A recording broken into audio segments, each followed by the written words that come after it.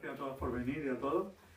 Voy a empezar excusando a Marcelino Sánchez, que es el director de la Fundación Legado Literario Miguel Hernández, que es la que organiza el ciclo Poesía en tu librería, en varias librerías de la provincia y en bibliotecas públicas como la Andújar y la de Marto. Porque bueno, pues una reunión en Jaén le ha impedido venir porque él suele venir a todos los actos del ciclo. Y es un placer tener a Olaya Castro aquí. Yo la sigo desde hace tiempo, sigo su poesía y bueno, me hace muchísima ilusión que a través de la fundación pues haya podido venir. Y os voy a contar un poquito, aprovechando la portada de este estupendo libro, pues un poco su trayectoria. Granadina, doctora en Teoría de la Literatura y licenciada en Periodismo y autora de poemarios como La vida de los ramajes, Los sonidos del barro, Bajo la luz del cepo, Inventar el hueso o el ensayo Entre lugares de la modernidad. Y empiezo con el catálogo de premios. Ganadora del Premio Nacional de Poesía Miguel Hernández, que es mejor que este ciclo en el que se dialoga con la poética de Miguel Hernández, el Premio Internacional Antonio Machado de Baeza, el Premio Unicaja de Poesía, el Premio de Poesía Vicente Núñez y finalista del Premio Andalucía de la Crítica, que no es moco de pavo, durante 2 años consecutivos. Y nada, daros de nuevo las gracias por venir y a Olaya, por supuesto, y os dejo con ella que disfrutéis.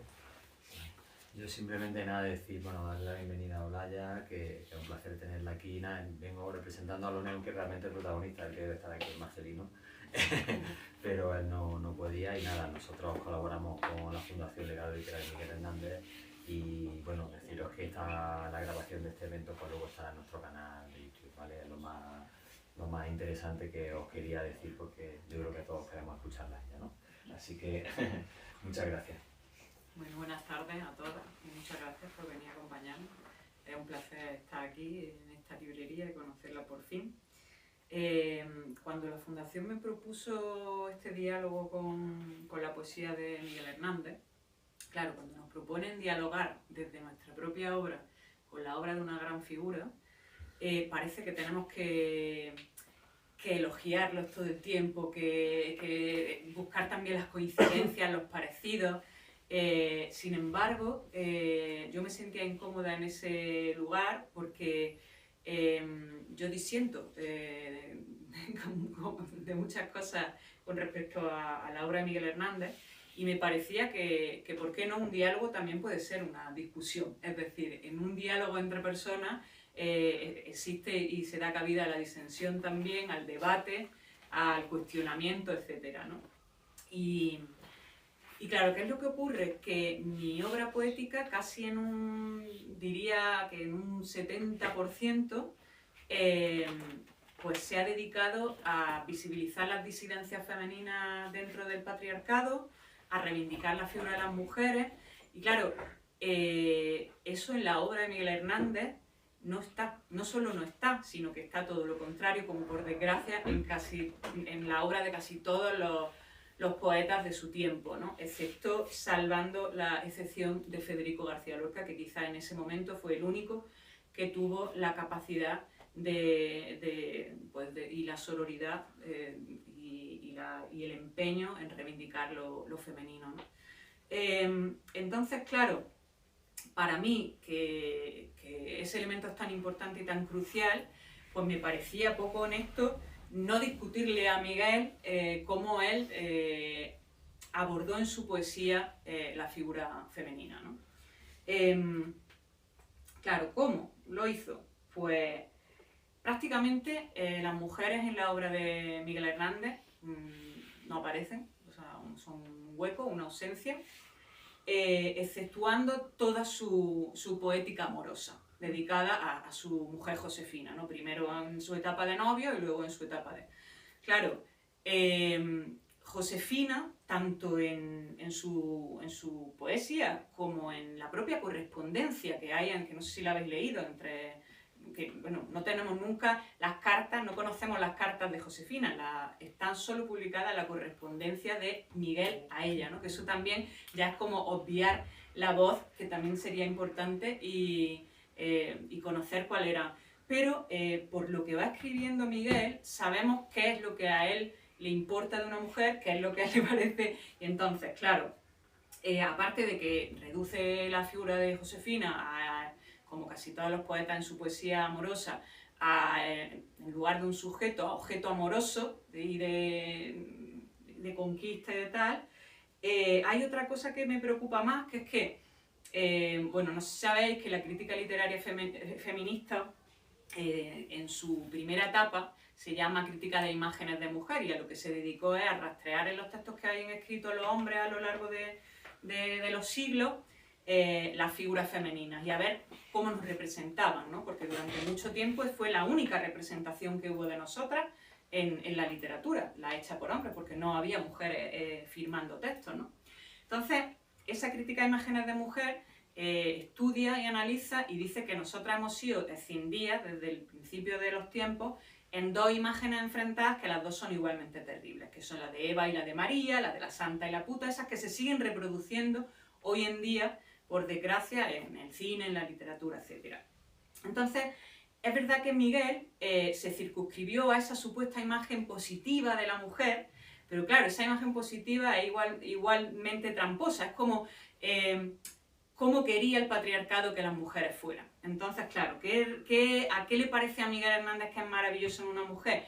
Pues la pureza, la castidad, la belleza, y lo vamos a ver en algunos poemas, ¿no? que dedica. Es curioso además porque os voy a leer unos poemas que dedica a Josefina y poemas que dedica a la Virgen, que en realidad son, o sea, para que veamos que hay totalmente una asimilación de la amada a esa figura virginal.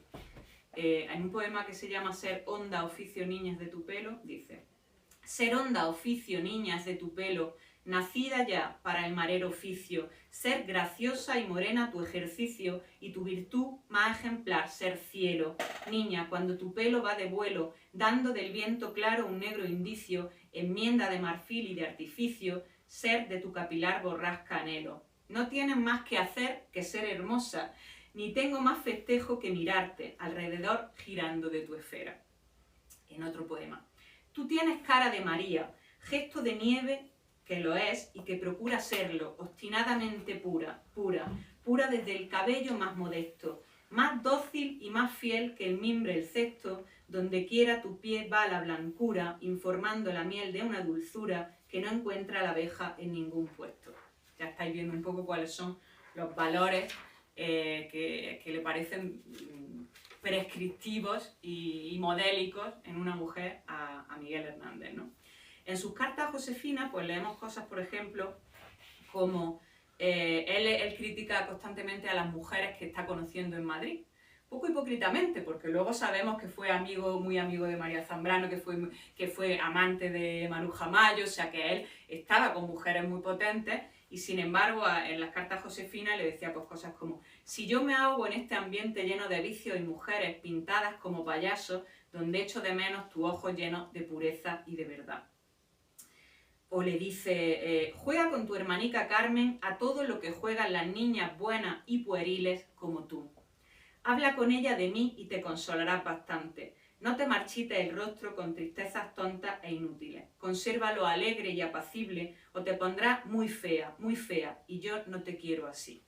Bueno, no es que Miguel Hernández fuese especialmente machista, es que todos los hombres en ese momento lo eran, y esos son los valores con que el patriarcado, desde el principio de los siglos, ¿no? Es la imagen de la buena esposa, la buena mujer, el ángel del hogar que se configuró en el siglo XIX y que a principios del siglo XX en el Estado español sigue todavía plenamente vigente. Pero claro, tú comparas, por ejemplo, esto con la imagen infinitamente más poliédrica, más compleja que Federico da de las mujeres, por ejemplo, en su teatro o en su poesía, y lógicamente, pues, hay un abismo, ¿no?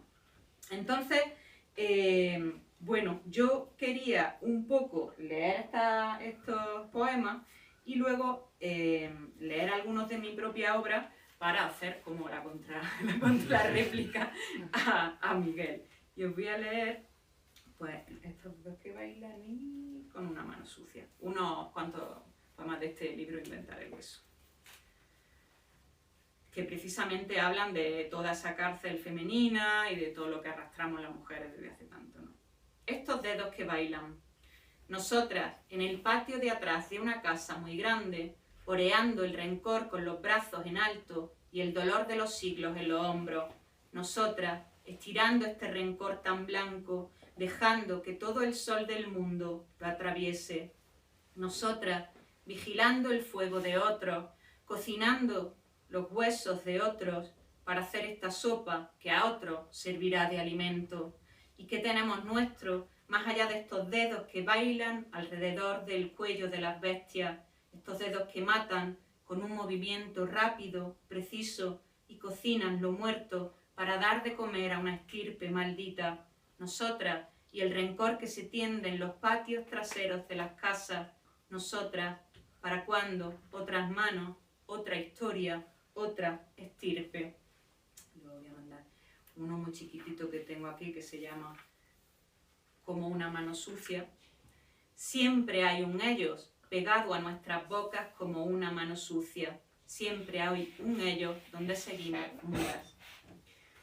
Y en este libro, que es el último libro que he publicado, Las Escritas, precisamente toda la primera parte es un repaso a esos personajes femeninos que la literatura masculina creó desde esos dos estereotipos de la santa y la puta. Y bueno, es un ejercicio en el que se da palabra a esas mujeres para que cuenten su historia desde su propia perspectiva y no desde la de los hombres. Y en la segunda parte yo reivindico una serie de escritoras que fueron bastante silenciadas en su momento y que en realidad a mí me ayudan también como a hacer una genealogía propia de cuáles son mis escritoras favoritas. Y hay en ello un retrato de María Zambrano, que os quiero leer por ser coetánea de Miguel y amiga de Miguel, que ella, no sé si habéis visto una entrevista que le hicieron a María Zambrano cuando ella era muy, muy mayor, en la que hablaba de su amistad con Miguel y de cómo los dos, Miguel estaba muy triste por penas de amores y entonces ellos se sentaban, se iban al parque, al retiro, y en una piedrecita se sentaban los dos y Miguel le contaba su historia y sus penas y tal, y ella pues lo consolaba y no sé qué, bueno, pues ahí. Pero es curioso porque hay un poema muy famoso de Miguel Hernández que es una exhortación a los poetas, a sus compañeros poetas, en la que vemos un montón de nombres de todos los poetas de la época con los que él se codeó en Madrid, y no hay ni una sola mención, por ejemplo, a su amiga María Zambrano, que además fue íntima amiga suya y que era una de las pensadoras más importantes, una de las filósofas más importantes del momento, ¿no? Entonces, bueno, voy a leeros este poema de María Zambrano y así la traemos, le rendimos homenaje. Cruzo el agua negra que separa países, esa oscuridad igual que un hueco que se ve desde cubierta cuando llega la noche. Ahora, los 13 gatos, Araceli y yo, vamos de Roma a París, de París a La Pies. Aquí nos quedaremos, si puede una quedarse en los sitios que algún día acabará abandonando. Pertenezco a cada lugar del que me he ido, el desarraigo, recoger tus enseres, cargarlos en maletas, deshabitar una casa tras otra hasta no distinguirlas, saber que a veces estás mucho más cerca al alejarte. Oigo el piar de los pájaros y el sonido del aire cimbreando los árboles. El campo es un exilio dentro del exilio, un silencio dentro del silencio. Pero en cierta manera no consiste siempre escribir en exiliarse, no huye de algún modo quien escribe del mundo, de sí, cada vez que penetra en la palabra. Adentrarse en el lenguaje implica ahondar en el cuerpo y a la vez desplazarse de él, ir al centro de algo que perdimos o que quizá no existe todavía. Escribir es encontrar un hueco para escribir la noche o tratar de enfrentarla, hincar el arado en la tierra, abrir en ella un surco, asomarse, mirar la grieta igual que se miran las semillas. Una tiene que irse y no importa si hay palabras o no para decir el miedo. ¿A qué escala temblamos? Los campesinos nos advierten de los venenos y tapizan la tierra con sus manos redondas como si aún pudiésemos salvarnos. Pero vamos ciegos, creyendo que poseemos un arma, domesticar a las bestias, andar sobre dos patas, esta forma obstinada de darle la espalda a los volcanes. Se trata de escribir para volverse cántaro, dejarse vaciar y que los otros beban, saber que no será tu sed la que se sacie. Y bueno, ya una vez que ya han acabado mi discusión con el pobre Miguel, hay efectivamente en la obra de Miguel Hernández y en la mía infinidad de puntos coincidentes. Entre otros, el más obvio es el ideológico, o sea, pues él era republicano antifascista, yo soy antifascista en este tiempo nuevo que nos ha tocado vivir, en el que cada vez vuelve a ocupar un lugar más protagónico ese ser antifascista, por desgracia, y esa resistencia antifascista, porque cada vez vuelve a haber más personas fascistas a las que combatir. Pero sobre todo, por ejemplo, me parece que tanto en la obra de Miguel como en la mía hay una voluntad de abandonar el yo, de que la poesía no sea una herramienta para hablar de ti, sino para hablar de y con y a los demás, ¿no? Es una voluntad de hacer de la poesía una herramienta colectiva y de hacer que la poesía genere y contribuya a generar ese sujeto colectivo que nos ayude a resistir los envites del poder, ¿no? Luego hay otra cosa en la que nos parecemos mucho Miguel y yo, y creo que muchas y muchos poetas, que es una cosa, un mal muy endémico de las poetas y de los poetas, que es ese fondo de tristeza, de nostalgia, esa mirada medio pesimista de la realidad que vamos a ver en un par de poemas de El rayo que no cesa. No cesará este rayo que me habita el corazón de exasperadas fieras y de fraguas coléricas y herreras donde el metal más fresco se marchita. No cesará esta terca, esta lastita de cultivar sus duras cabelleras como espadas y rígidas hogueras hacia mi corazón que muge y grita. Este rayo ni cesa ni se agota, de mí mismo tomó su procedencia y ejercita en mí mismo sus furores. Esta obstinada piedra de mí brota y sobre mí dirige la insistencia de sus lluviosos rayos destructores.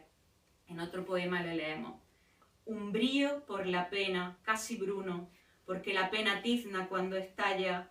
Donde yo no me hallo, no se halla hombre más apenado que ninguno. Sobre la pena duermo, solo y uno. Pena es mi paz y pena mi batalla. Perro que ni me deja ni se calla, siempre a su dueño fiel, pero inoportuno. Cardos y penas llevo por corona, cardos y penas siembran sus leopardos y no me dejan bueno hueso alguno. No podrá con la pena mi persona, rodeada de penas y de cardos, cuánto penar para morirse uno. Yo quería poner estos dos poemas tan tristes de Miguel en relación con algunos poemas de este libro, que también prácticamente salió al mismo tiempo que las escritas, con 3 meses de diferencia, todas las veces que el mundo se acabó, que es, como su nombre indica, en distintas partes pues hace como un repaso de todas las veces que el mundo se ha acabado en las distintas culturas, religiones, o sea, todos los apocalipsis, y la parte final es un poco un llevar al interior del sujeto esos fines del mundo, ¿no? Porque también la pena, la tristeza son como pequeños apocalipsis cotidianos que acontecen en nosotras, ¿no? Está escrito después de todo lo que pasamos con la pandemia, que fue como un momento en el que adquirimos mucha conciencia, o ese sustrato de tristeza se acentuó muchísimo. Y os voy a leer un poema que se titula Finis Terrae. Casi nunca el final es un agua en la que las naves se hunden, sino solo esta pena redonda como el mundo, recorrerla una y otra vez, alrededor, dar vueltas. Lo afilado. En el miedo aguardamos la herida que vendrá del modo en que se aguarda lo que está por nacer, sabiendo que el futuro ondea igual que el lino y como tal se arruga. Lo afilado sobre nosotros alarga su sombra. Hay una turba que nos trepa el estómago, el pecho, la garganta. La extrañeza es un cuerpo no tocado. La extrañeza es un límite. Lo vacío se extiende de dentro a afuera, va en los ojos que arrojamos como lazos al cuello de las cosas. Eso amenazador que quien está mirando ve, se parece al hueco que sus propios dedos forman, a la nada que trae entre las manos. Poema muy chiquitito que se titula precisamente La pena. Es una semilla la pena, pero quieres su fruto, de verdad quieres su fruto. Y un último poema triste.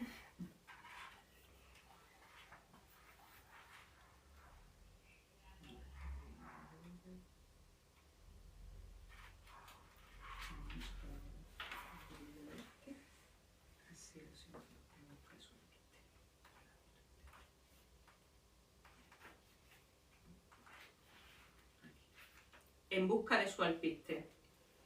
Acude puntual a quererme, hinca el pico en mi mano en busca de su alpiste. La pena se hunde en la carne, la pena desgarra la carne, la desgarra ungida de pura bondad. Bueno, y además de un poco tristones, pues Miguel Hernández y yo tenemos en común, bueno, primero voy a hacer este repasillo por los muertos, vamos a seguir en la zona oscura porque bueno, claro, sabemos que la poesía de Miguel Hernández pasó de su primera época en la que era una poesía amatoria, bastante común, a convertirse en poesía mucho más política, claro, pues impelido por la realidad, lógicamente llega la guerra civil y ahí era imposible no escribir sobre eso y obviar eso, ¿no? Y había ya que posicionarse, que estar en un bando o estar en el otro. Y él, como sabéis, pues es ahí cuando primero se vuelve, yo creo, consciente del horror y luego empieza cada vez más a una afiliación realmente política y un compromiso realmente político con la República y con la lucha republicana, ¿no?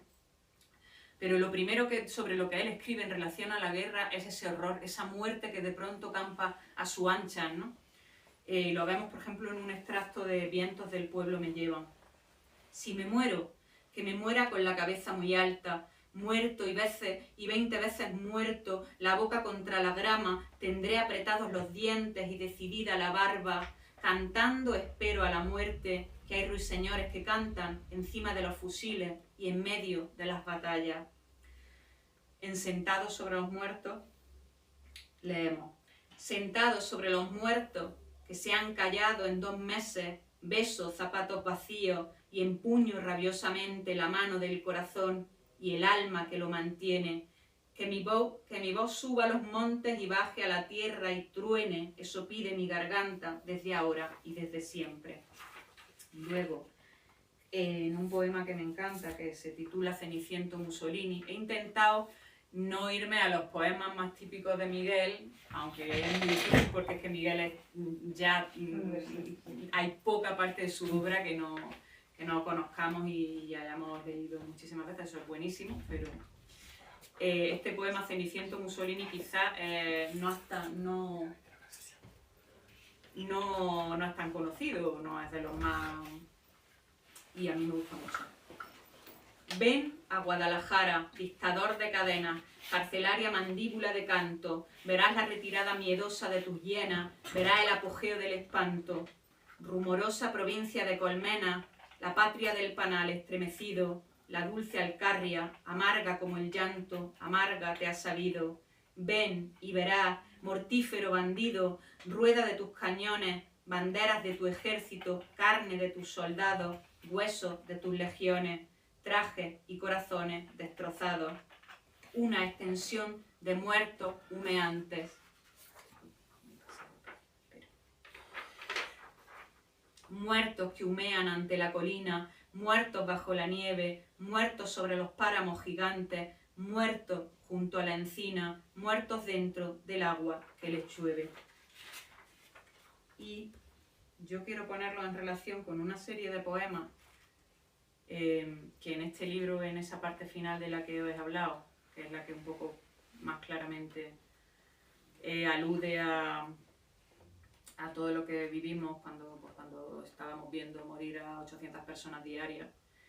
Pero que en realidad pues habla igual que esto de la muerte, o sea, igual que los poemas de Miguel están circunscritos a un momento histórico, por desgracia los leemos ahora y siguen hablándonos de la muerte con la misma fuerza y pudiendo pues ponerse en relación con pues, el horror que se está viviendo ahora mismo en Palestina, el genocidio del pueblo palestino por parte de Israel, o en fin, por desgracia siempre hay horrores. Los seres humanos siempre somos capaces de superarnos en el horror, aun cuando parecía imposible, ¿no? Y voy a leer una serie de poemas muy chiquitos. Donde la vida que gorjea en el abrazo, el nido que palito a palito se levanta en el tacto. Matrioska. Toda muerte contiene las muertes anteriores, forma un único cuerpo que crece cada vez. Matrioska con los ojos abiertos trae en el vientre un llanto viejo y con esto de ahora lo mezcla, lo mezcla, lo mezcla. Las habitaciones de hospital se confunden como se confunden las conversaciones, las manos, los goteros, todas las veces que ya dijiste adiós. Crisantemo. Como si viniese la muerte a restaurar el mundo, los cadáveres se abrazan en las fosas, hueso con hueso, nunca más solos. Sobre el pecho las manos, la boca abierta y blanca como un crisantemo. Fosa. Van cayendo los cuerpos a las fosas, van chocando los cuerpos en las fosas, amortigua quizá la carne, el golpe. Es posible que toda esta muerte no haga ruido. Bueno, y en esa conciencia de la voracidad del ser humano, del modo en que el ser humano arrasa los lugares por los que pasa, lo esquilma todo, avanza devorando la vida en lugar de conseguir sustentar una lógica que vaya a favor de la vida y que cuide la vida. Hay un poema de Miguel que me encanta porque pone esa naturaleza animal en relación con el resto del mundo natural y señala cómo el ser humano se convierte en la bestia más bestial y se llama Canción Primera. Está incluida en El hombre acecha, que es un poemario que está escrito entre el 37 y el 39, o sea que es lógico que haya esa conciencia de la voracidad del ser humano. Se ha retirado el campo al ver abalanzarse crispadamente al hombre. ¡Qué abismo entre el olivo y el hombre se descubre! El animal que canta, el animal que puede llorar y echar raíces, rememoró sus garras, garras que revestía de suavidad y flores, pero que al fin, desnuda en toda su crueldad, crepitan en mis manos, aparta de ellas, hijo, estoy dispuesto a hundirla, dispuesto a proyectarla sobre tu carne leve. He regresado al tigre, aparta o te destrozo, hoy el amor es muerte y el hombre acecha al hombre. Yo quería ponerlo en relación con un par de poemas, Matarás y La lengua que inventa, de este libro, que bueno, pues no voy a explicar por qué se parecen, porque es bastante obvio. Él está hablándole a su hijo en este poema, ¿no? En cierto modo está ofreciéndole un legado, que es el legado de la sangre, ¿no? Que es el único que en ese momento se puede ofrecer. Aprenderás. En la mano del niño colocaron la espada, sentenció el padre, aprenderás a usarla, y guiando su mano, atravesó con ella el aire. Muchos años después recordaba la escena, igual que recordaba que nadie dijo entonces, aprenderás el miedo, aprenderás el odio, aprenderás la sangre. Supo en ese momento que la lengua es tan solo un lugar donde esconder las cosas. y la lengua que inventas. Sal de tu cueva, abate a pedradas a las bestias, despelléjalas, deshuésalas, que tu boca, la misma que ahora usas para hablar, desgarre la carne, mastique a otros, trague, que la lengua que inventas nunca diga, la bestia soy yo. Bueno, y llegamos a la parte más reconfortante, que es ese uso de la poesía para generar un sujeto colectivo de resistencia, ¿no? Esa cosa esperanzadora en que si resistimos juntas podremos no solo esquivar o enfrentar al poder, sino quién sabe si conseguir hacer del mundo algo mejor. Como sabéis, este sujeto colectivo en la poesía de Miguel fue un sujeto colectivo muy claramente proletario. O sea, lo que tiene en común ese sujeto político colectivo que Miguel Hernández reivindica es su clase, ¿no? Su condición de clase obrera. De clase de los parias, las personas más empobrecidas, las jornaleras, los campesinos. Voy a leer, aquí sí que es inevitable caer en algo, pero con todo el gusto, El niño yuntero. Un trocito, porque sabemos que el niño yuntero, si ponemos a leer, ya no acabamos nunca. Carne de yugo, ha nacido más humillado que bello, con el cuello perseguido por el yugo para el cuello.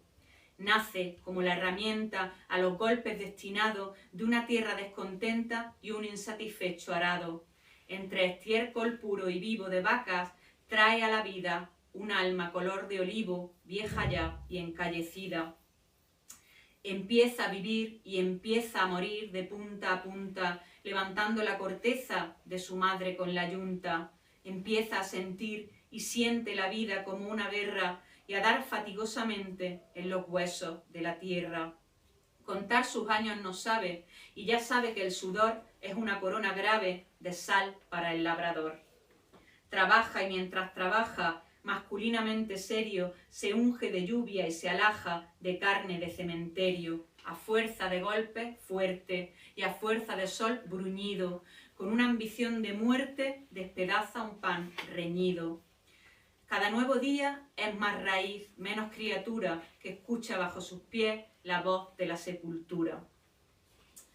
¿Quién salvará a ese chiquillo, menor que un grano de avena? ¿De dónde saldrá el martillo, verdugo de esta cadena? Que salga del corazón de los hombres jornaleros, que antes de ser hombres son y han sido niños yunteros.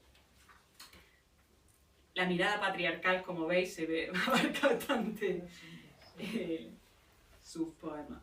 Y un extracto de Jornalero. Los verdugos, ejemplo de tiranos, Hitler y Mussolini labran yugo. Sumid en un retrete de gusanos los verdugos. Ellos nos traen una cadena de cárceles, miserias y atropellos. ¿Quién la tierra destruye y desordena? Ellos, fuera, fuera, ladrones de naciones, guardianes de la cúpula banquera, cluecas del capital y sus doblones, fuera, fuera. O sea, él adquirió conciencia muy rápidamente de que el mal principal era el capitalismo y de que ahí se generaban las principales injusticias y desigualdades que en ese momento había que combatir. Claro, no fue capaz de ver otra que atravesaba claramente la historia como la patriarcal. Tampoco se ocupó en su obra del eje de opresión colonial, por ejemplo, pero bueno, pues estaba como muy circunscrito a su realidad, ¿no? Yo en mis poemas también intento construir ese sujeto colectivo, solo que, como os he dicho, pues primero que ese sujeto colectivo casi siempre es un sujeto colectivo feminista, que no tiene por qué ser femenino, porque considero que el feminismo es algo que nos compete a todas y a todos, pero en la mayoría de las veces sí que es un sujeto colectivo feminista y femenino, ¿no? Y nombrado en femenino. Y también hay en mi poesía una conciencia de ese eje de opresión colonial y también interpelo a otros sujetos colectivos de los pueblos indígenas, culturas de las que creo que tenemos que aprender, que han desarrollado formas de resistencia al poder capitalista desde hace siglos, y que han, de hecho, muchas veces aprendido a convivir, por ejemplo, con el entorno natural sin ser los ecocidas que somos en Occidente, en fin. Y también hay una crítica muy clara al capitalismo, ¿no? Igual que en la obra y un deseo. Lo que pasa es que mis sujetos políticos nunca están tan concretizados como los de Miguel. O sea, Miguel habla desde un tiempo muy claro y pone nombre y apellido a ese sujeto colectivo, y yo quizás lo construyo más desde la abstracción o desde lugares que podrían aplicarse a la hora y que podrían rastrearse a lo largo de los siglos, ¿no? Porque precisamente me gusta que al no circunscribirme a mi propia realidad, porque lo que me interesa es ver ese continuum, porque si no somos capaces de mirar desde atrás y de darnos cuenta de que lo que está ocurriendo ahora es lo mismo que ocurría a principios de la modernidad, cuando empezó el capital expansionista o con la conquista de América, etc., si no nos damos cuenta de ese continuum, es muy difícil que de verdad se pueda construir un sujeto colectivo que pueda ejercer algún tipo de resistencia. Entonces, yo iba a leer de Inventar el hueso, tengo un follón ya de libro aquí, que no sé dónde lo he puesto. En este libro, por ejemplo, hay un apartado que se titula Nosotras, que genera ese sujeto colectivo femenino, y luego hay otro que se titula Ellos, que es un poco el enemigo abstracto en ese pronombre personal, ¿no? Ellos vendrán. Ellos vendrán de noche y con manos de sombra saquearán nuestra ciudad recién fundada, quemarán nuestras casas, matarán a los hombres, violarán a las mujeres mientras silban, robarán nuestras bestias y asaltarán las despensas mejor abastecidas, comerán y beberán hasta hartarse, reirán hasta dolerles las mandíbulas. Antes de que despunte el alba, se irán como vinieron, levantando una nube de polvo y volviéndose pequeños, cada vez más pequeños, hasta parecer inocentes del grito, del semen, de la llama. Para que no los olvidemos, nos dejarán el destello del fuego y un puñado de hijos bastardos a los que rehuir y querer a partes iguales desde el hueco terrible de la culpa. Y vale, voy a leer un poema que hay aquí que se llama Con unos dedos largos. Cuando dictan sus órdenes, les gusta mirar hacia adelante, aunque estemos detrás, quizá precisamente por estarlo. Mientras hablan, sostienen sus pipas con unos dedos largos y blanquísimos, los mismos con los que sujetan plumas de nácar y las sumergen en tinta para escribir sus nombres. Los mismos con los que desdoblan lentamente sus pañuelos y los llevan hasta la comisura de los labios. Los mismos con los que sujetan las tazas de porcelana a la hora del té. Son los dedos blanquísimos con que disparan a los ciervos, azotan a los esclavos y a nosotras nos manosean sin permiso. Cuando han acabado ya de desvestirnos y de encajar su sexo en nuestros cuerpos, les gusta mirar siempre hacia arriba, aunque estemos debajo, quizá precisamente por estarlo. En este poema se ve esa esos tres ejes de opresión que se conectan, ¿no? Esa insistencia en la blanquitud pues alude al sujeto colonial burgués blanco, todos los elementos de su riqueza, y también ese ello poético que es una mujer que está siendo violada. Entonces, una manera de construir ese sujeto desde esas tres ejes de opresión. Y os quería leer un poema de este libro que se titula Inventamos el látigo. Aprendimos muy pronto a alzarnos sobre otros para ganar altura. Inventamos el látigo como quien inventa el arado, la rueda, la escritura, y con él golpeamos la tierra imitando el ritmo que habíamos hallado junto al fuego. Aprendimos también a distinguirnos alhajas en el cuello de quienes gritaban al pie de la pirámide, el mismo miedo acre en las bocas de todos los demás. Desde el principio fuimos solo estos que hieren. Nuestra historia es la historia del avance, del daño. Y voy a leer otros poemas de Miguel en los que se ve como más claramente la parte más combativa y resistente de esa voz poética que se levanta para defender a todos sus hermanos, y se llama, es un extracto solo del poema Recoged esta voz. Naciones de la tierra, patrias del mar, hermanos del mundo y de la nada, habitantes perdidos y lejanos, más que del corazón, de la mirada. Aquí tengo una voz enardecida, aquí tengo una vida combatida y airada, aquí tengo un rumor, aquí tengo una vida. Abierto estoy, mirad, como una herida, hundido estoy, mirad, estoy hundido en medio de mi pueblo y de sus males. Herido voy, herido y malherido, sangrando por trincheras y hospitales. Hombres, mundo, naciones, atended, escuchad mi sangrante sonido, recoged mis latidos de quebranto en vuestros espaciosos corazones, porque yo empuño el alma cuando canto, cantando me defiendo y defiendo mi pueblo, cuando en mi pueblo imprimen su herradura de pólvora y estruendo los bárbaros del crimen. Esta es su obra, esta. Pasan, arrasan como torbellino y son ante su cólera funesta, arman los horizontes y muertes los caminos. Y yo quería poner este poema en relación con un poema que tengo aquí que habla de una escritora china que se llama Qiu Jin, que asesinaron por oponerse al imperio Qian a finales del siglo XIX, y la decapitaron en mitad de una plaza. Entonces también me parece que es una poeta en ese sentido muy cercana a Miguel, que como sabemos pues tuvo un final terrible en la cárcel, enfermo, absolutamente hambriento, padeciendo meses de dolor. La correspondencia con Josefina en de ese último tramo es desoladora, leerlo es una cosa terrible. Y bueno, pues un poco lo mismo le ocurrió a Qiu Jin, que pues pagó el hecho de rebelarse contra el poder con su vida también.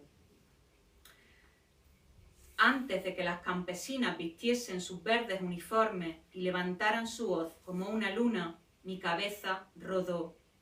Había crecido el bambú hasta doblar nuestra altura. Allí donde los ojos del imperio no llegaban, alguien depositó en mi oído la verdad como una fiebre. Desde entonces fue imposible pararla. Incluso después de muerta, siguió ardiendo en mi frente.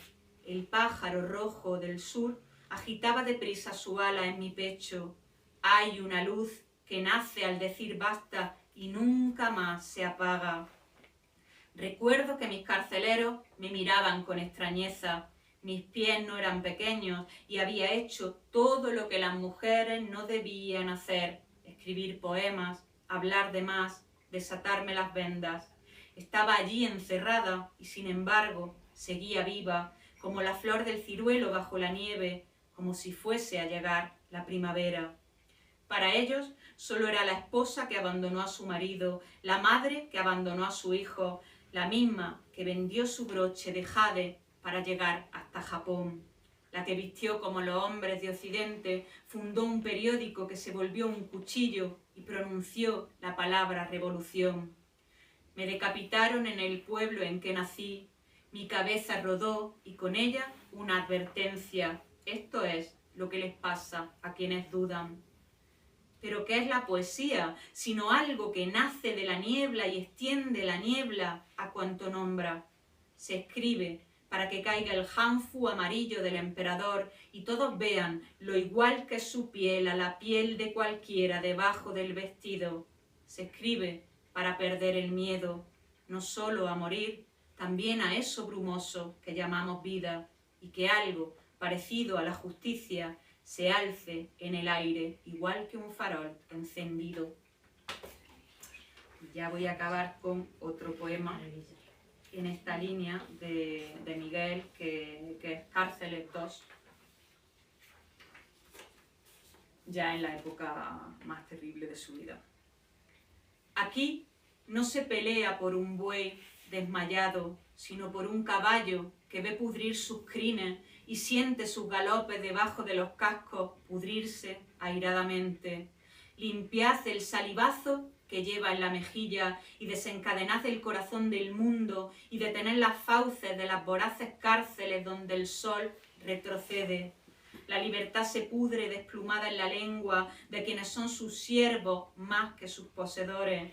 Romped estas cadenas y las otras que escucho detrás de los esclavos, esos que solo buscan abandonar su cárcel, su rincón, su cadena, no la de los demás. Y en cuanto lo consiguen, descienden pluma a pluma, enmohecen, se arrastran. Son los encadenados por siempre, desde siempre. Ser libre es una cosa que solo un hombre sabe. Solo el hombre que advierto dentro de esa mazmorra, como si yo estuviera, cierra las puertas, echa la aldaba, carcelero, ata duro a ese hombre, no le atarás el alma. Son muchas llaves, muchos cerrojos, injusticias, no le atarás el alma. Cadenas sí, cadenas de sangre necesita, hierros venosos, cálidos, sanguíneos, eslabones, nudos que no rechacen a los nudos siguientes, humanamente atados. Un hombre aguarda dentro de un pozo sin remedio, tenso, conmocionado, con la oreja aplicada, porque un pueblo ha gritado, libertad, vuela el cielo y las cárceles vuelan. Esto parecía casi una premonición. Hay muchísimos poemas de Miguel antes de que entrara en la cárcel. No sé si sabéis que ya una vez en la cárcel y ya enfermo ya no volvió a escribir en todo ese periodo. Pero hay toda una serie de poemas anteriores, ¿verdad?, que parecen de algún modo premonitorios. Parece que él ya intuyera cuál iba a ser su final. Y voy a terminar leyendo un poema de Audre Lorde, una escritora, bueno, el poema es mío, sobre Audre Lorde, que es una de mis escritoras afroamericanas favoritas. Y me gusta leerlo porque yo creo que en la figura tanto de Audre Lorde, que es una militante por los derechos de la comunidad afroamericana y una feminista, o sea, en ella se mezclan, y también de clase obrera, o sea, en ella esas tres opresiones se mezclan. Pero en este poema quise un poco buscar una manera desde el feminismo, una manera menos violenta y menos destructora de rebelarnos, y pensé que quizá, como vais a ver, quizá lo más revolucionario que podemos hacer es salir a la calle y besarnos entre mujeres, ¿no? Audre Lorde también es una poeta lesbiana que ha reivindicado mucho sus derechos dentro del colectivo LGTBI. Audre Lorde. Sacude como un tantán la lengua por los barcos cuya travesía no detuvo nadie, por los esclavos que de ellos descendieron con grilletes en los pies. Golpea las palabras para volver al hogar que te robaron. Nombra al unicornio negro, hermana extranjera. No olvides la noche y su sonido, el canto del que todas procedemos. Saldremos a las calles a besarnos como quien enciende una mecha. Saldremos, mujeres, a besarnos. Nuestro amor hará saltar sus casas por los aires. Y diremos, fingiendo que podemos decir que existe lenguaje para la leche agria. Hay otro idioma guardando, pisada de mamut, cavidad en la roca, descenso de los árboles, insólito par de huellas en la tundra. Pronuncia el chasquear de piedras que ha de traer la chispa, el fuego. Pronuncia esta rabia que se tapa con pieles y abate a pedradas lo que come. Hay otro idioma guardando y hemos de encontrarlo. Es un deber acabar con el amo, no tener más su voz, no tenerla. Matemos eso blanco que susurra en nosotras, matemos eso hombre. Nos bañaremos en esta risa nueva, igual que bailan alrededor de las bocas de riego las niñas de Harlem en verano. Atardecerá, tendremos peinados a lo afro y llevaremos pantalones de campana, sostendremos pancartas como si fueran flores. Nos pareceremos tanto a Rosa Parks, nunca más al fondo del autobús urbano, nunca más de pie, hasta que olvidemos cada orden que nos dieron, cada vez que obedecimos, lo que sí nos quitaron, lo que no nos pudieron arrancar, hasta que olvidemos por qué salíamos juntas a besarnos, por qué besarnos también era una forma de gritar. Y bueno, como queda un poquito, ese poema lo voy a unir a otro poema de este libro que se llama Susurrando, que también enfatiza en esa idea de hacer la revolución desde lugares, desde los lugares a los que nos han arrinconado como mujeres, los lugares del cuidado, porque eran lugares despreciados por el patriarcado, ¿no? Trabajos que nadie quería hacer. Y sin embargo, de esa reclusión en los espacios de cuidado, en los espacios de... hemos aprendido una lógica distinta que quizá podamos llevar al mundo para poder construirlo de otro modo, ¿no? Susurrando. A veces vamos juntas al bosque y arrancamos las hierbas necesarias para volver a ser dueñas de lo nuestro. Susurramos porque sabemos que lo que de verdad es peligroso se ha de decir en voz muy baja. Llevamos varios siglos resistiendo gracias a las palabras que tejemos, a las frases de lana con las que nos cubrieron nuestras madres, las mismas con las que cubriremos mañana a nuestra hija. Resistimos removiendo en grandes ollas nuestros cuerpos incómodos, cociendo esta extrañeza que desde el principio del mundo nos fue dada y susurrando. A veces resistimos susurrando.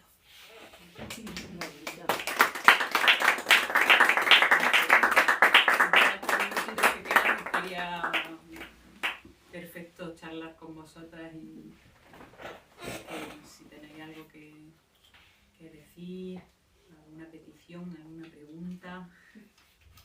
Bueno, yo solamente te quería comentar que de las cartas de la gente que le enviaba a Miguel Ángel faltan muchas. Sobre todo faltan las de Federico. Federico, en cambio, sí tiene las suyas, faltan las de Federico, faltan las de tal. Es decir, que ha sido también como una especie de borrar a lo que tenía miedo la familia. Por eso faltan tantísimas cosas. Muchas porque las recibió en la cárcel y esas allí se quedaron, y otras porque estaban en su casa y allí se destruyeron. Y con respecto a una curiosidad, él estuvo en la cárcel de Ocaña, Miguel Ángel, y estuvo Leo Vallejo, que fue quien lo dibujó, se lo envió a Josefina diciendo no vuelvo en carne pero vuelvo en papel. Y estuvo mi abuelo, que también escribió, también dibujó, también le escribía a su hijo que no conoció durante 3 años. Era una simple curiosidad, pero que claro que al leerlo y ver lo que el pobre sufría, que mi abuelo salió para morirse fuera, es decir, lo mismo que si murió este hombre dentro, él salió para morirse de tuberculosis en pocas semanas. Te pone en el lugar de lo que ha padecido tu familia y se ha callado. Lo mismo que hemos callado nosotras y hemos padecido y seguimos padeciendo. Y cuando digo nosotras te puedo hablar incluso a nivel personal. Cuando yo estudiaba, solo el 20% de las que estudiábamos aquello, que era una ingeniería y además agrícolas, eran mujeres. Y por supuesto todo el mundo daba por hecho que de entre todas las especialidades íbamos a ser la jardinería. Que es verdad que me gusta mucho, pero que no tenía por qué, había varias cosas más. O ibas a industrias que parecía que ibas con frutal y y tu obra que no la conocía hasta hace, discúlpame, No. 2 días, Qué culpa. que me lo he enzampado, pero con mucha avidez y con mucho gusto, porque lo mismo que tú has puesto mujeres aquí, yo hago por que no se nos olviden las científicas que están muy perdidas, vamos, están muy perdidas. Así que agradezco, no sabes lo que agradezco, haber podido conocer de tu mano a la tantísima gente que era imposible saberlo de otra manera. Así que yo desde mi parte te agradezco muy mucho la recopilación de todas estas mujeres que de otra manera no conocería y no alabaría o me agarraría a ellas o me agarraría a ellas cuando más lo necesite. Así que muchas gracias.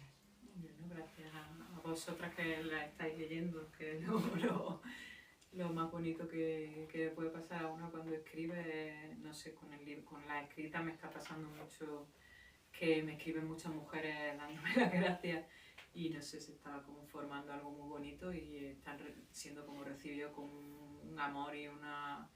No sé, está como cada lectora haciéndole un hogar a ella el libro y yo estoy encantada porque, pues eso, porque para mí ese libro no soy yo, sino muchas mujeres que amo y que quería reivindicar y que...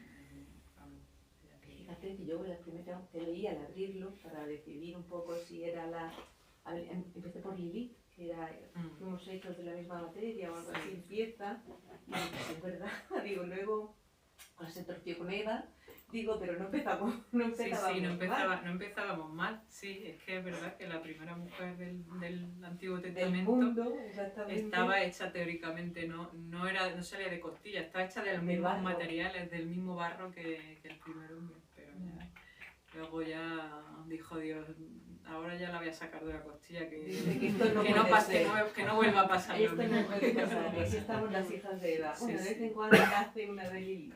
Sí, sí.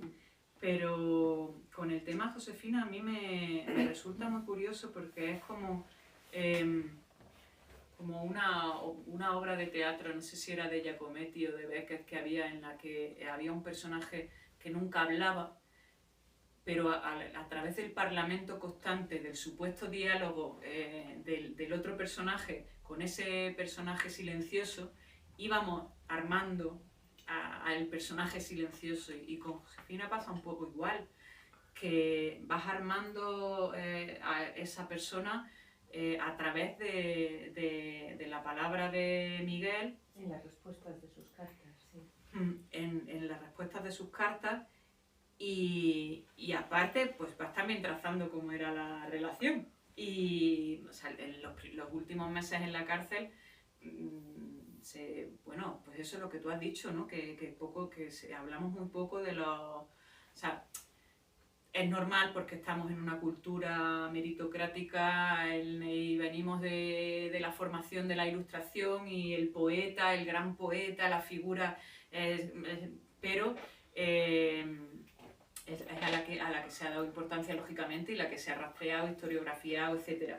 Pero la figura de Josefina, una mujer que aparentemente, bueno, una mujer de clase obrera que cosía, y los sacrificios terribles que hizo por Miguel, ¿no? Que siempre Miguel está como muy victimizado, con todas las dos, porque pasó las de Caín en la cárcel, pero es que durante todo ese tiempo en que Miguel estaba en la cárcel, ella se desplazó a vivir a donde estaba él en la cárcel para poder llevarle diariamente todo lo que pedía Miguel, que su correspondencia en los últimos meses era: tráeme esto, no me traigas lo otro, esta medicina no me ha funcionado. Y por cómo lo dice, colegimos el esfuerzo económico, por ejemplo, que supuso para la familia de Miguel y para Josefina poder llevarle todos los medicamentos cuando estuvo, porque estuvo muchísimo tiempo enfermo, semanas, meses, ¿no? Pero muy mal. Y probaron con distintos tratamientos y hubo que llevarle muchos antibióticos, medicinas que tenía que pagar ella, comida. Él estaba como en todas las, vemos que le pedía: no me traigan más huevo, estoy harto de comer huevo, ya no quiero más huevo, tráeme no sé qué. Y yo, claro, no tenemos la respuesta, pero yo imagino a esa mujer además en tiempos de carestía absoluta, en la posguerra, ingeniándoselas con el poco dinero que tendría de coser para llevarle a Miguel todo lo que pedía cada día, los platos que quería porque otros no quería, las medicinas, no sé qué. Y me encantaría tanto tener esa voz. Exacto. Sería tan maravilloso tener esa voz, ¿no? Y leer. De todas formas, en otras cartas que he visto de él, porque incluso Federico, es que se le nota el orgullo, vamos, Sí. es un hombre orgulloso dentro de... Y contó, Bueno Vallejo, que cuando llega él a la cárcel, que es después, que están ellos, hay un grupo de literatos, dramaturgos y tal, y lo recogen, dice, vente a comer con nosotros, dice, pero que lo que repartimos son miserias. Y no fue. Y no fue porque decían, Bueno Vallejo decía, no fue porque tenía el orgullo de no ir, pero Bueno Vallejo pensaba que si eran miserias que hago yo comiendo más de lo poco que ellos tienen, pero después de oírte, no me traigas esto, tráeme lo otro, pues tampoco me extrañaría que fuera el menú lo que le echara para atrás. Sí, no sé, yo creo también que cuando construimos una imagen de autor, ¿no? Sobre todo de este tipo de autores que están, en el caso de Miguel, muy sacralizado, porque otros autores han tenido un poco más, se han construido desde muchos lugares que también los ponen en duda. Por ejemplo, incluso en la relación entre Federico y Miguel, casi todos los teóricos lo han construido desde qué malo era Federico García Lorca, que no le hizo caso porque era muy envidioso, y qué bueno era, ¿verdad? Pero claro, es como luego lees y es como, bueno, pues un muchacho de 19 años, muy altanero, que llega a la casa de Federico García Lorca, que le ha concedido una cena a través de un amigo común, ha leído su primer libro, ha tenido la diferencia de leer su primer libro. Federico en aquel momento ya era, o sea, ya te recibiría libros de, yo que sé, de un montón de poetas, y que le alaba su libro y le dice que es un muy buen libro y no sé qué, y el otro le dice, sí, soy ya entonces el mejor poeta de España, ¿no? Y es como, claro, pues claro, aquello a Federico, que también tenía un ego importante, pues le sentó como cuerno quemado. Entonces, como, bueno, pues sencillamente una pelea de gallos, en realidad, no de egos muy masculinos, en ese momento que no se cayeron bien, y ya a partir de ahí es como... Pero que luego hay como una cosa historiográfica también que le da también una importancia, y es verdad que en la figura de Miguel hay cierta tendencia al victimismo, ¿no? A construirlo desde, pues eso, ¿no? Porque es verdad que fue muy pobrecillo en millones de cosas, que tuvo un final terrible, pero también hay mucho de leyenda de esa cosa de lo pobre que era, del poeta pastor y tal, que cuando visitas su casa natal en Orihuela te lo desmiente. Dices, a ver, no era una familia rica, pero no era una familia pobre. La familia de Miguel ves su casa natal y te das cuenta de que era una casa, pues bueno, no muy acomodada, pero no era una familia pobre, y su padre tenía ganado y tenía algo de tierra, en fin, que no era tampoco el paria de... Entonces, bueno, ahí siempre tendemos como a romantizar a este tipo de figuras, que también le pasa con Lorca, ¿no? Que también hay cierta romantización, y Lorca también fue muy señorito y también fue... O sea que, bueno, pues que es normal, que hay una cosa así en estas grandes figuras, como decir, y yo creo que está bien también confrontar esa imagen y bajar a las grandes figuras a tierra, ¿no? Y porque fueron personas como lo somos todas y todos, con nuestras miserias, con nuestras virtudes, que escribieron cosas que al final es a lo que hay que dar valor, que también este tipo de crítica tan biografista que se está como poniendo el foco en la vida personal en realidad, al final, lo que importa de las autoras y de los autores es lo que nos legan con su palabra, ¿no? Eso es lo que pervive, lo que hoy podamos seguir leyendo a Miguel Hernández o a Federico o a María Zambrano, y que sigan hablándonos a nosotras y dando en la clave de cosas universales y abstractas que nunca van a dejar de interpelarnos, ¿no? Y eso es lo grandioso de las grandes escritoras y los grandes escritores. Entonces, bueno, pues con sus miserias como todo el mundo. Vamos, no me quiero imaginar que nos pusieran una lupa aquí a cada una de nosotras a ver qué hacemos cuando estamos enfadados un día cualquiera o nos levantamos con mal pie. Entonces, que no hay que romantizar ni sacralizar la figura, ni tampoco esa cosa, no, Federico qué malo era, porque no le contestó. Federico pues le caería mal el muchacho porque fue un poco impertinentillo y porque bueno, pues también Miguel iba muy fuerte, o sea, fue a Madrid él iba con un propósito muy firme, que era que él quería ser reconocido como el gran poeta que él creía que era, y lo era, ¿no? O sea, no era, porque podría haber sido una vanidad que no se sustentara en nada, lo era, pero tenía como mucha empeño en que eso tenían que reconocérselo, y de hecho gran parte de su frustración a lo largo de su vida fue que era una injusticia para él que no se lo hubiera reconocido, y sí lo fue, claro que lo fue, pero bueno, eso también como que marcó mucho su relación con el resto de autores, en fin, que son temas complejos y que las personas somos muy... Era el niño pequeño de todos, el más joven y tal. Claro. Pero también es verdad que este hombre se subió en los mítines que no hizo ninguno de ellos, ¿eh? Ni Alberti, creo. Sí. No, su compromiso político, su compromiso político para mí es lo más valioso de la figura de Miguel Hernández. Yo, por ejemplo, estoy segura de haber vivido el único poeta de su tiempo que hubiese tenido el mismo compromiso habría sido Lorca. Si lo hubieran dejado, si no lo hubieran fusilado, porque ya estaba teniendo ese compromiso con la barraca, pero sí, fue el único que realmente tuvo un compromiso político real, más allá de la poesía, ¿no? De escribir, sino que de verdad estuvo luchando, que de verdad estuvo... Sí, con un araje, un brazo. Sí, así que eso desde luego hay que agradecérselo y valorarlo. Bueno. Pues nada, si no tenéis más preguntas, o si tenéis preguntas, este es el momento. Estoy encaparada, Y si no, pues Olaya, si queréis coger algún libro, llevarlo, yo estoy seguro que os firma encantada. Pues encantadísimo. Y os vamos a regalar un clavel, porque llevamos todo el día regalando claveles, porque hoy es el aniversario de la Revolución de los Claveles. y de la liberación de Italia, también que los pobrecillos siempre se quedan... Es verdad, siempre se queda opacada. Ay, qué bien, qué detalle. Así que nada. Bueno, muchas gracias. Muchas gracias a todos. Gracias a ti.